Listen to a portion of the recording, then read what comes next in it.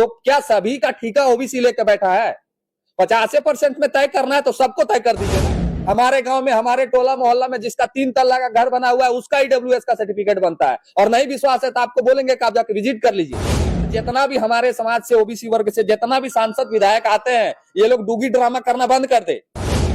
जितना संगठन चल रहा है, सारे ओबीसी के जितना संगठन चल रहे हैं, सारे डूगी ड्रामा करने वाले लोग हैं। इनसे कुछ होना जाना नहीं है। और डुलू महतो जी क्या बात करते हैं, वो क्यों नहीं आपका लोकसभा में आवाज उठाए ओबीसी के लिए कि आपकी सरकार है केंद्र में कि 14 से 27 नहीं, उसका जितना अधिकार है उसको उतना मिलना चाहिए। निश्चित तौर पे किसी समाज का जब सिस्टम बनता है तो कोई ना कोई राजनीतिक दल ही इसको बनाता है और राजनीतिक दल ही इसको बिगाड़ता है। जैसे कि अभी एक सिस्टम चला हुआ है कि झारखंड में हमारे वर्तमान के मुख्यमंत्री हेमंत सोरेन जी कहते हैं कि हमने तो 14 से 27 करने के लिए बिल पारित करके राज्यपाल महोदय पास भेज दिया है, वहां पेंडिंग पड़ा हुआ है। चलिए ठीक है, यानी कि यहाँ इंडिया गठबंधन की सरकार है तो ओबीसी को 27% आरक्षण नहीं मिलेगा। हम 27% की मांग भी नहीं करते, जितना आबादी है उतना आरक्षण हमें चाहिए। दूसरा, अभी आपने एक और सिस्टम देखा होगा कि एमपी में एक अभी मुख्यमंत्री है मोहन यादव, उन्होंने आरक्षण को 14 से बढ़ा के 27% करने की बात की। वहां बीजेपी की गवर्नमेंट है और वहां बीजेपी के लोग विरोध करने लग गए। तो ये पूरे भारतवर्ष के लोग को अब समझाना होगा, ये दल को, जो बीजेपी और कांग्रेस या फिर जो भी दल इसको लागू करते हैं, कि ये पूरे भारत के लोगों को ये समझाना होगा कि आखिर मनसा किनकी साफ है, ओबीसी को कौन चल रहा है। यहाँ तो इंडिया गठबंधन की सरकार है और एमपी में बीजेपी की सरकार है और दोनों का सिस्टम एक ही है कि जो विपक्ष में बैठता है उसके सामने बॉल फेंक देते हैं कि नहीं वो लागू होने नहीं दे रहा है। जैसे अभी झारखंड में विपक्ष को फेंक दिया गया है कि बीजेपी इसमें अवरोध उत्पन्न कर रही है और एमपी में कौन अवरोध उत्पन्न कर रहा है। तो ये सरकार कहीं ना कहीं ओबीसी समाज को शुरू से छलने का काम किया और आगे भी ये लोग छलते रहेंगे। तो ये अभी भारत में और पूरे झारखंड में कई एक मंच ओबीसी के बनके तैयार हैं जो इस तरह का आंदोलन करते हैं कि हम ओबीसी को अधिकार दिलाएंगे। और बहुत ऐसे लोग हैं कि जब हम जैसे लड़के निकल के सामने आते हैं, इस आंदोलन की तैयारी को रूपरेखा देते हैं, तो बहुत सारे लोग को तकलीफ भी होता है। तकलीफ क्या होता है कि नहीं, हम लोग तो आंदोलन कर रहे हैं तो फिर ये नौजवान क्यों आगे आ रहे हैं, हम लोग को अगुआ क्यों नहीं मानते हैं। तो इसके दो प्रमुख कारण है। हम इसलिए ये बात कर रहे हैं कि अभी पूर्व में हमारे ही ओबीसी समाज के वर्गों ने रांची में ही एक मीटिंग ऑर्गेनाइज किया था और हक अधिकार की बात कर रहे थे, जिसमें माननीय सांसद डुलू महतो जी और माननीय विधायक शशिभूषण मेहता जी भी आते हैं और वो कहते हैं कि हम हक अधिकार दिलाने की बात करते हैं। तो ये वो स्पष्ट काहे नहीं करते हैं कि उनकी ही सरकार, बाबूलाल मरांडी जी की सरकार ने ये आरक्षण को कम किया। ये उनको अब वहां विधानसभा का जब सत्र चलता है तब ये बात वो काहे नहीं उठाते हैं। तब ये बात पूछना चाहिए था ना शशिभूषण मेहता जी को कि आप इतना सत्र चला, कई एक बार के आप विधायक हैं, ओबीसी समाज के लिए एक बार भी आवाज काहे नहीं उठाए, काहे नहीं प्रश्न किए विधानसभा सत्र में। और डुलू महतो जी क्या बात करते हैं, वो क्यों नहीं आपका लोकसभा में आवाज उठाए ओबीसी के लिए कि आपकी सरकार है केंद्र में कि 14 से 27 नहीं, उसका जितना अधिकार है उसको उतना मिलना चाहिए। तो ये लोग डूगी ड्रामा करते हैं, इन लोग से कुछ होगा नहीं। जितना संगठन चल रहा है, सारे ओबीसी के जितना संगठन चल रहे हैं, सारे डूगी ड्रामा करने वाले लोग हैं। इनसे कुछ होना जाना नहीं है। सिर्फ लोग फोटो खिंचाएंगे।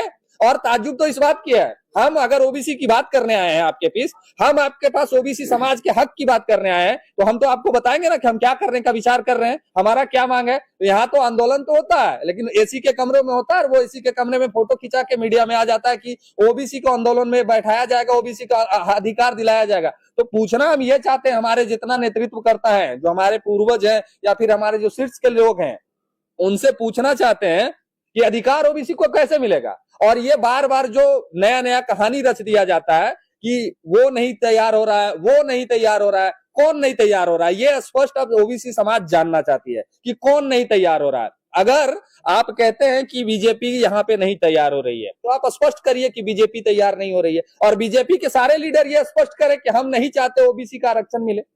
तो एक तरफ तो ये कहते हैं कि हाँ ओबीसी को आरक्षण मिलना चाहिए, उसकी हम लड़ाई लड़ेंगे, और दूसरे तरफ यही लोग कहते हैं कि नहीं ओबीसी को आरक्षण नहीं मिलना चाहिए। तो पहले ये लोग अपना अपना स्टैंड क्लियर करें कि कौन ओबीसी के समर्थन में आता है और कौन सी पार्टियां जो ओबीसी के विरोध में आती है। अभी हम लोग कोई पार्टी प्रत्यक्ष में बात करने के लिए यहाँ नहीं बैठे हैं, कोई हमारे पास पार्टी का बैनर नहीं है। हम एक ओबीसी समाज और ओबीसी मंच बनाने जा रहे हैं आने वाले समय में, और ये मंच का क्या काम होगा वो हम आपको बता देते हैं। ये मंच आज से लेके अगले 1 महीना के भीतर पूरे झारखंड के 24 जिलों में इनका भ्रमण होगा।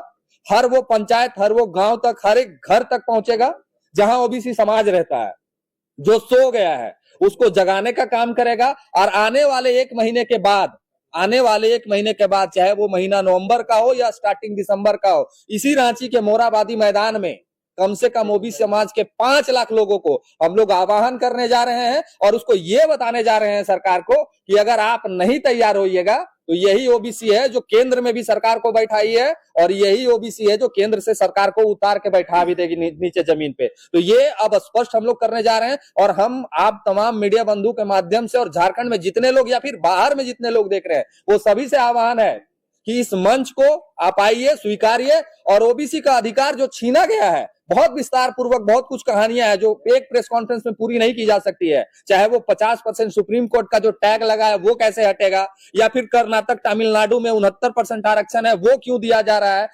जातीय जनगणना जब बिहार में होता है तो उसको कोई क्यों नहीं मानता है। बहुत सारी कहानियां और ये सारी कहानियां कहां आके लटक जाती हैं तो ओबीसी के ऊपर में। जब जातीय जनगणना की बात आती है कि जनगणना के अनुरूप आरक्षण दिया जाना चाहिए तो शेड्यूल ट्राइब को मिल सकता है, शेड्यूल कास्ट को मिल सकता है, ईडब्ल्यूएस को मिल सकता है, तो ओबीसी सबका ठेका लेके बैठा है क्या? सारे ओबीसी के समाज के जितने भी समाज के लोग हैं वो सारे लोग ठेका लेके बैठे हैं क्या कि शेड्यूल ट्राइब को आरक्षण मिले तो हमें कोई तकलीफ नहीं, शेड्यूल कास्ट को आरक्षण मिले हमें कोई तकलीफ नहीं, लेकिन जनरल को भी आरक्षण मिले उसमें भी हमको कोई तकलीफ नहीं। और ये क्या बात करते हैं ईडब्ल्यूएस का, ईडब्ल्यूएस का आरक्षण मिलता है, ये क्या बात करते हैं ईडब्ल्यूएस का? कहां नहीं बन रहा है ईडब्ल्यूएस का सर्टिफिकेट? हमारे गांव में हमारे टोला मोहल्ला में जिसका 3 तल्ला का घर बना हुआ है उसका ईडब्ल्यूएस का सर्टिफिकेट बनता है। और नहीं विश्वास है तो आपको बोलेंगे कि आप जाकर विजिट कर लीजिए। अभी सूरज साहूदा ने कहा कि जनरल का जो कट ऑफ मार्क्स है वो 53% हो गया, क्यों हो गया है? अगर सबका नहीं है तो, और ये कहते हैं सुप्रीम कोर्ट के हवाले से एक खबर आता है कि 52% 50% से ऊपर आरक्षण नहीं होना चाहिए, तो ठीक है 50% से ऊपर आरक्षण नहीं होगा तो क्या सभी का ठीका ओबीसी लेकर बैठा है? 50% में तय करना है तो सबको तय कर दीजिए ना। शेड्यूल कास्ट का अगर 27% 26% आबादी है तो उसको 13% कर दीजिए, जनरल का 10% है उसको 5% कर दीजिए, शेड्यूल जो आपका जो क्या बोलते हैं शेड्यूल कास्ट का जो 10% है उसको 5% कर दीजिए, हम लोग भी 27% में खुश हो जाएंगे।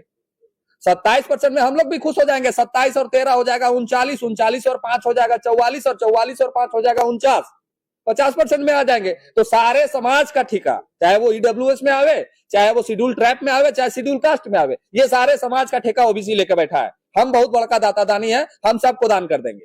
तो ये अब नहीं चलेगा, किसी भी सूरत में नहीं चलेगा। और जितना भी हमारे समाज से ओबीसी वर्ग से जितना भी सांसद विधायक आते हैं ये लोग डूगी ड्रामा करना बंद कर दे, नहीं तो अगला बार 29 में इन लोग को मुखिया जितने लायक भी हम लोग नहीं छोड़ेंगे। बाकी